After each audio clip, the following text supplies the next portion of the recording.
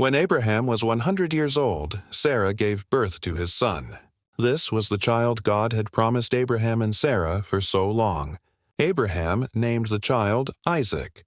When Isaac was 8 days old, Abraham circumcised him, just as God had commanded. Time passed. Then one day the Lord tested Abraham. He told Abraham to take Isaac to a certain mountain in the land of Moriah, and there to offer him as a sacrifice to God. Early the next morning, Abraham cut wood for the sacrifice and loaded it on his donkey.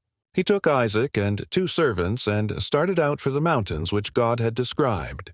On the 3rd day they could see the mountain in the distance. Abraham said to the servant, "Stay here with the donkey.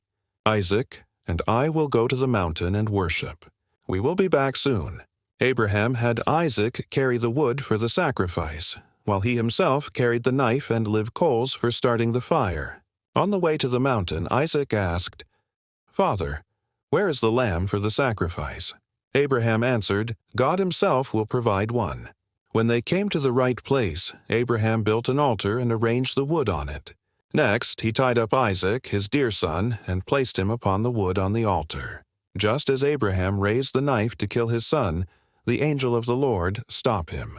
The angel said, "Don't hurt the boy. Now I know that you honor God." Abraham then noticed a ram whose horns were caught in a nearby bush. He offered this ram as a sacrifice in the place of his son Isaac. Then God said, "I, the Lord, will richly bless you because you did not keep back even your only one son for me. Your descendants will be as numerous as the stars in the sky, and through them all nations will be blessed. All because you have obeyed my commands." Abraham's faith has passed God's test. Faith in God's promises. Abraham trusted that God's promises would still come true, even when commanded to sacrifice his son, the very child through whom those promises were to be fulfilled. Obedience to God. Abraham showed complete obedience even when he did not understand God's plan. True faith often requires following God's will, even when it's difficult. God's provision. Just as Abraham said, God will provide. A ram was given in Isaac's place. This teaches that God provides for those who trust in Him. Testing and growth of faith.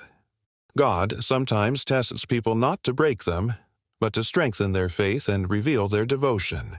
In short, the moral is that true faith means trusting and obeying God completely, even when the path is hard, and God will provide in the end.